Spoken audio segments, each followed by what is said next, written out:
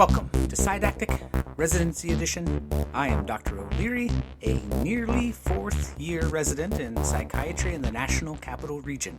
I created this podcast as a way to help me become a more competent psychiatrist. By putting this content out into the world, maybe I feel more responsible for it, more responsible for my own education so that I don't mislead others. Maybe I'm just hoping to be famous. But by my calculation, doing a podcast about psychiatry and psychology is not likely to make that happen. I also want you to know that I am just one person with some thoughts, and though I try to base those thoughts on good evidence, they are, in the end, just my opinion.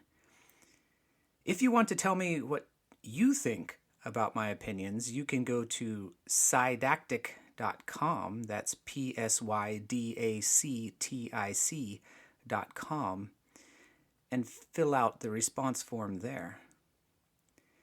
My opinions are not medical advice, and my opinions certainly do not represent the opinions of the federal government, the Uniformed Services University's Center for the Study of Traumatic Stress, the Department of Defense, and certainly not the National Rifle Association. Today, I am going to talk about guns. More specifically, I'm going to talk about talking about guns. But before I get started, I want to point you toward an even better podcast resource than this for having conversations about guns. It's called Let's Talk About Your Guns. It's hosted by Dr. James West and is part of the suicide prevention program at the Center for the Study of Traumatic Stress. In fact, if you have limited time and decide to hit the stop button right now and go to Let's Talk About Your Guns instead of continuing to listen to this, then you would likely get something better than I can produce on my own. But what I'm going to do today is a primer and a review of some of the important points that I've gathered from this and other resources.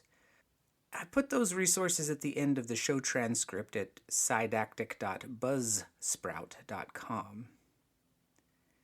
The benefit of this podcast is that I try to fit all of this into about a half an hour program.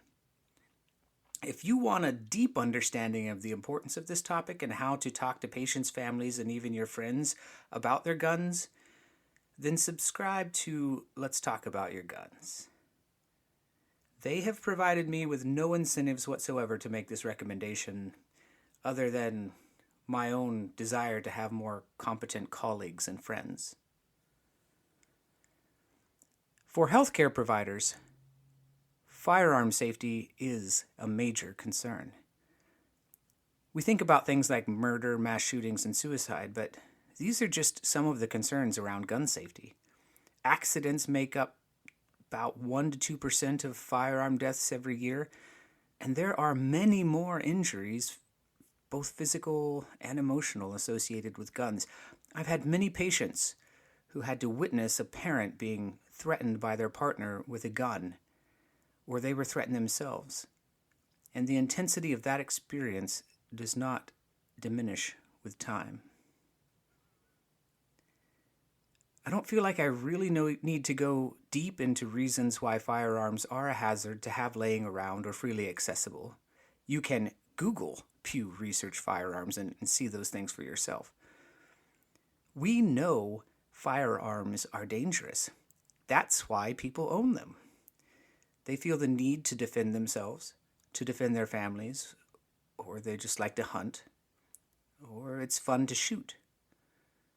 We don't hunt with wet noodles because noodles are not that dangerous. From a very practical perspective, having more firearms and easier access to firearms means that there will be more intentional and unintentional injuries and death. It's just common sense. With more guns, there's just way more opportunity for things like this.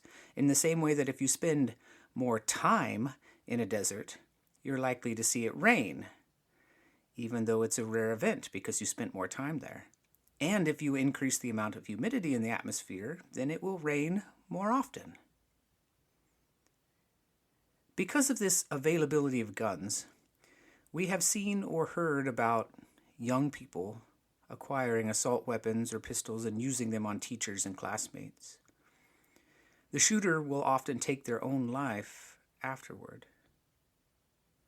Media coverage surrounding the accessibility of firearms in this country tends to highlight extreme, inflexible, or entrenched views on firearms regulation, whether for or against more regulations.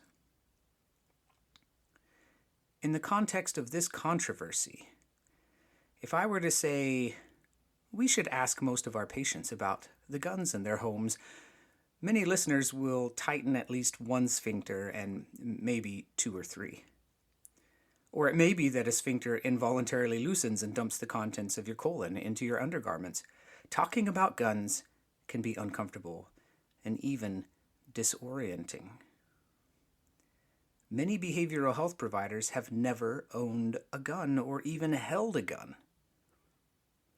When my wife, who is an immigrant, first watched an American football game with me, she had no idea what was happening or why. Many providers can feel this way toward discussions about guns. You may not know the difference between a pistol and a rifle, a shotgun and a .50 caliber. Even if you do, it may seem like too politically charged a topic to be able to have a reasonable conversation about it. So let me first tackle some myths about talking to our patients about their guns. Myth number 1. It doesn't matter if they reduce their access to firearms because they'll just try something else. While it is absolutely reasonable that someone who is suicidal or homicidal can become stabby or cutty or swallow pills or jump from a bridge or poison someone to achieve that same goal, these things are not equivalent. Bringing a bottle of pills to a gunfight is not as effective of a strategy, and taking the time to drive to a bridge generally requires a lot more effort than going to the closet or the safe to get your gun. Even if having less immediate access to firearms does not necessarily prevent a suicide or a homicide attempt, using a gun is far more lethal than many other accessible methods out there. Myth number 2. My patient won't return if we talk about their guns, or having a conversation will inevitably damage the therapeutic relationship. This belief is based on the assumption that I can't have a reasonable conversation with the gun owners about gun safety. As behavioral health providers, we have to be able to separate ourselves from either our own entrenched and inflexible ideas about guns or whatever we expect our patients' ideas to be. Reasonable people can have very different opinions about the same subject and can respect the other person's values even if they don't agree with or relate to those conclusions. Many gun owners are very concerned that their basic human rights are at stake here, or their ability to defend themselves or their families. The primary way this belief is relevant to meaningful discussions about gun safety and risk management is that it helps you understand your patient's values.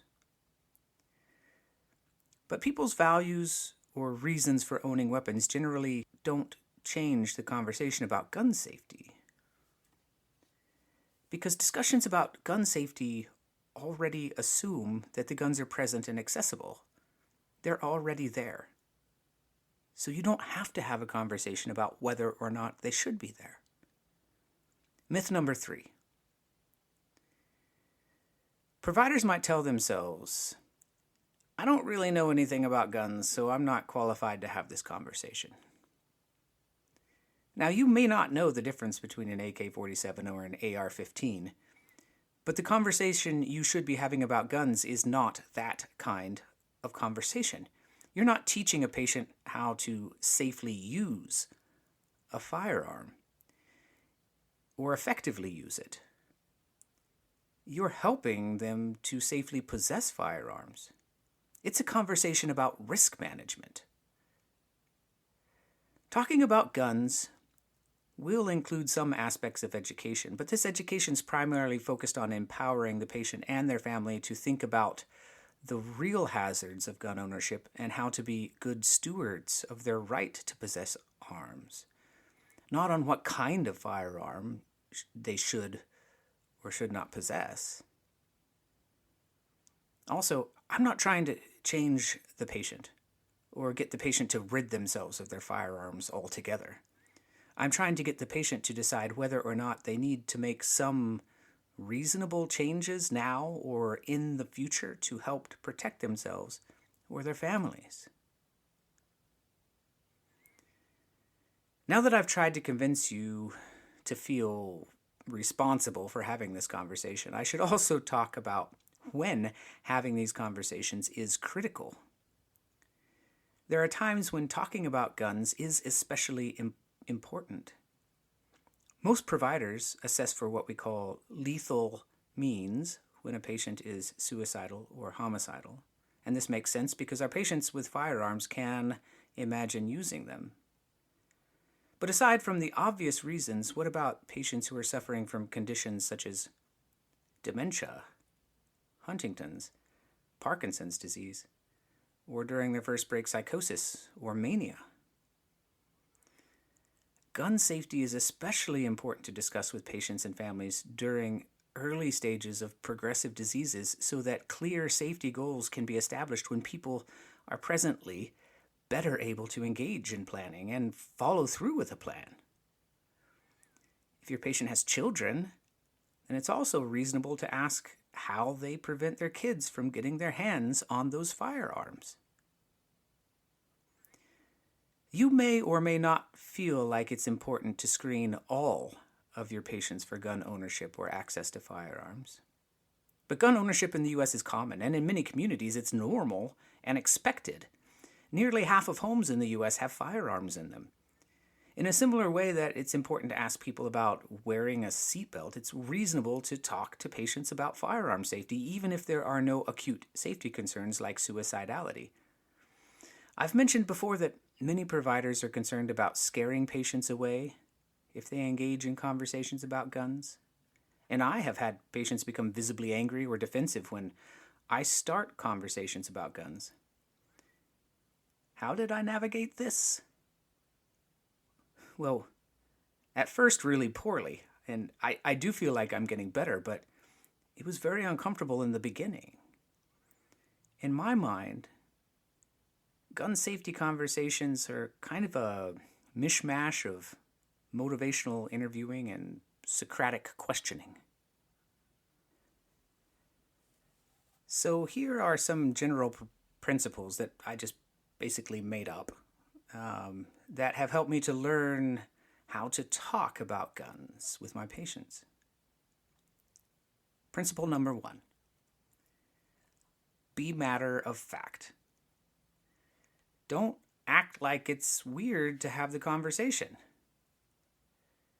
To get started, it can be helpful to normalize gun ownership. You can start by saying something like, about half the homes in the U.S. have firearms. Do you also have firearms in your home? Sometimes, if I really feel like they probably do, I don't even ask if guns are in the home and just ask, how many firearms do you have in your home? They can always say 0. Or if a patient is concerned about others hurting them, like getting into their home, or they're a little paranoid, I might ask, do you sleep with a firearm by your bed? Principle number 2, allow the patient to discuss why they have firearms, what they do with their firearms, and their personal history with firearms. If you want to simply avoid asking a patient if they have a firearm, you can get there. You can get to whether a patient has ever used firearms by asking first about recreational activities like, do you go hunting, or have you ever qualified with a firearm at the range? You can also ask, how old were you when you first learned to shoot? Then you can segue into their current use of firearms. Although you don't have to know much about firearms to have a reasonable conversation, it is helpful to know what different kinds of firearms are in order to infer what kind of activity a patient might do with those. I mean, if someone has an assault rifle in their home, yes, they might feel the need to protect themselves from a tyrannical government, but they might also just think that it's fun to run a course at the range and shoot their semi-automatic weapon. Toy guns make up a huge part of the kids section at Target because, well, for kids, they're loads of fun, and they can be loads of fun for adults as well. It's important to know, or at least it's important for patients to believe that you know that having firearms does not make them a threat to society. Principle number 3. Do not start with advice or recommendations, and never tell the patient what they do is wrong. That's really kind of 2 principles, but I thought they were related. People don't necessarily get as defensive if they feel like you're interested in their point of view versus you're trying to change it. And the point is not to try to change their views about firearm ownership. Ask them to tell you why they decided to do what they do with their firearms. Oh, you mentioned you have a handgun in your dresser. Why do you keep it there? Or do you ever have a chance to practice with your assault rifle? To help the patient to start talking about their value of self-defense or readiness to defend themselves, you might also ask something like, do you feel safe in your home at night? Or are you concerned about break-ins in your neighborhood? Principle number 4, speak people's values back to them. You might say something like, you've noted that being able to defend yourself and your family is very important to you. Or, I can see that it's important to you to pass on your knowledge of how to use guns to your children. Then just let your patient explore how their values are manifest. You can ask specific questions like, how do you teach firearm safety to your children? If they haven't yet, then they'll have to think about that they haven't yet. Principle number 5. Reassure your patient that your goal is not to take away their guns, but to understand how they plan for safety so you can help them do that. If you really feel completely lost in gun conversations, then it might be a good idea to actually take a firearm safety course yourself. It's not necessary, but it can give you a better understanding of your patient. I mean, even if you fall on the political part of the spectrum that wants private gun ownership banned, your role in treating patients is distinct from that, and your political beliefs are not going to help your patient make decisions that are in line with their values. Keep your patient's values in mind, always. So far, I've proposed that it's important to talk to patients about their guns, especially if they're in a high-risk group or in a group whose risk of death or injury by firearm or their risk of harming others, even unintentionally, is going to increase over time, like patients with dementia. But what are the primary goals of these conversations? And how do we get there? I think there is one kind of overarching primary goal that can be used to guide all the other goals. That goal is that the patient will develop or reinforce an already existing realistic view of the risks associated with firearm ownership, and at least consider some actions that can reduce that risk. Probably the most important cognitive exercise that can achieve this goal is to have someone actually estimate the risk for themselves. If you've ever used motivational interviewing before, you know that part of the process can be something like asking a patient on a scale of 1 to 10, where 10 means definitely I want to change and 1 is I have no desire to change, where are you at right now? And then once we establish that they're, for example, at a 6, we can ask them to rate how confident that they are that they would change if they tried. They might say 3 out of 10. Then we can also ask questions like, what might your confidence level, or what might make your confidence level a 7 instead of a 3? Or what might move your motivation level to a 10 out of 10 instead of a 6 out of 10? What is most important is not that a patient is able to come up with an answer immediately and give you a realistic number, but that they were asked that question and had to think about it. Now their mind has spent a little more time engaged in possibilities. Let's apply something similar to a fictional suicidal patient who has guns. Natasha lives in a neighborhood where her neighbor had someone break into their home while she was asleep, and they stole a purse before escaping when the robber heard the neighbor call out, "Who's there?" Natasha now feels like she needs to be able to protect herself, and her boyfriend bought her a pistol, and she got certified for concealed carry.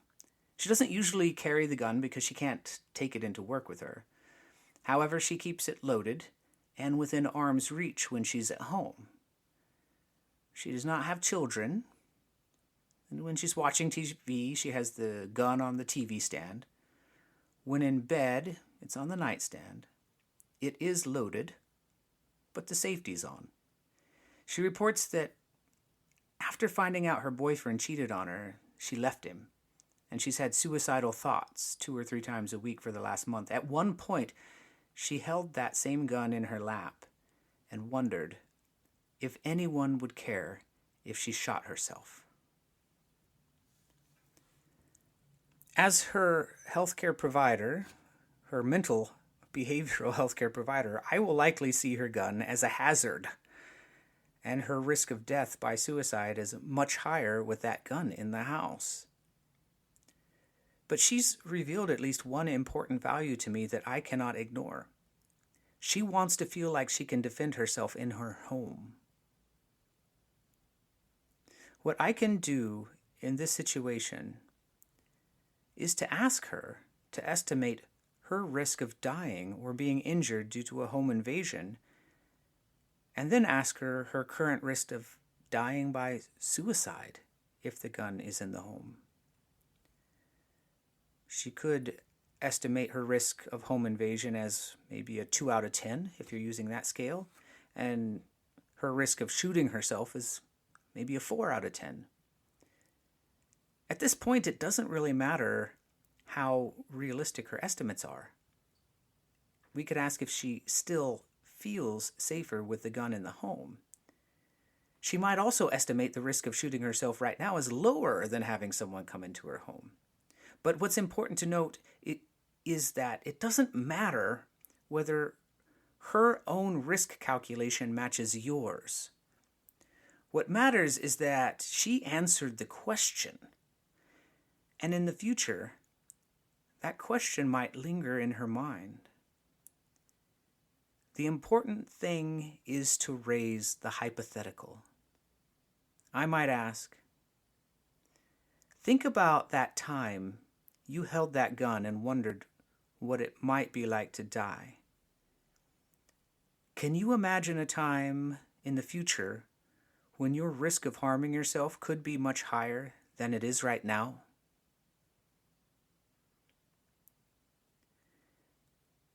At this point, I would pause for a moment, and then I would feel like I need to lower the temperature in the room a little bit and ask her about, like, say, her use of the gun and whether she has friends who also have firearms.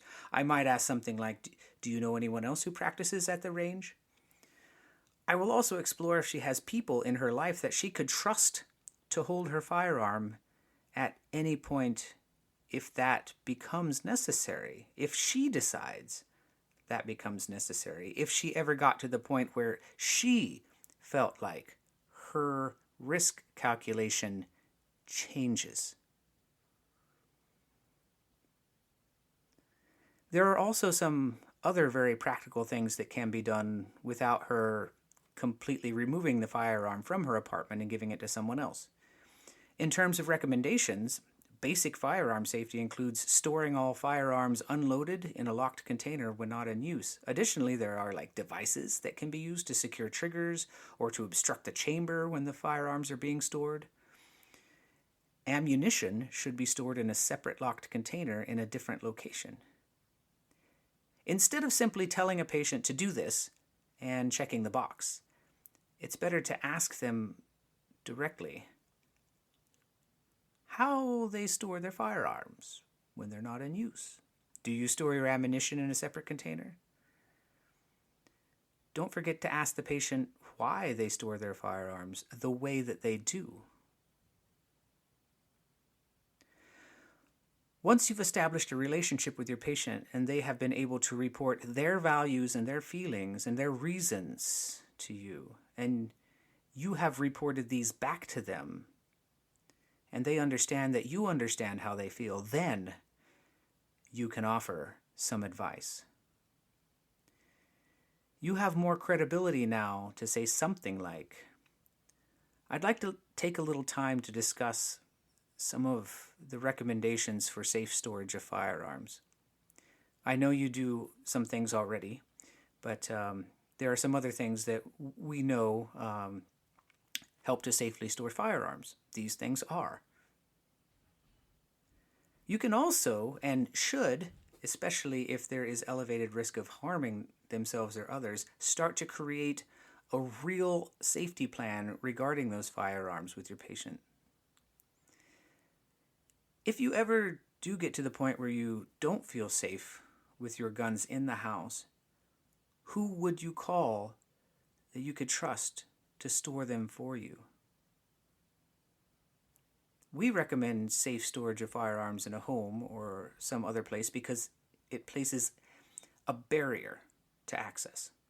Safe storage places a barrier to access that might give someone's brain enough time to override an impulse, to reconsider a course of action, to get back to the point where it can experience a fear of death when that fear has transiently disappeared. Being able to walk to a closet or pick a loaded gun up off the nightstand is far different than having to unlock a container, release a trigger lock, load the weapon, and then fire it. I'm not going to cover today what to do in situations when you feel like there is an imminent threat. For example, if your patient is actively homicidal or suicidal. These situations are in practice actually kind of independent of whether they have access to firearms. There's an imminent threat whether they have firearms or not, because we're discussing a premeditated intent at that point and not some impulsiveness that might happen. And most suicides are impulsive. What is far more common in clinical practice is that firearms are present in the home and represent a possible risk in the future. Mastering the skill of getting patients to be able to think about and estimate that risk will make us better providers and hopefully make them safer. I am still working on mastering that skill. This has been an episode of Psydactic Residency Edition. I am Dr. O'Leary,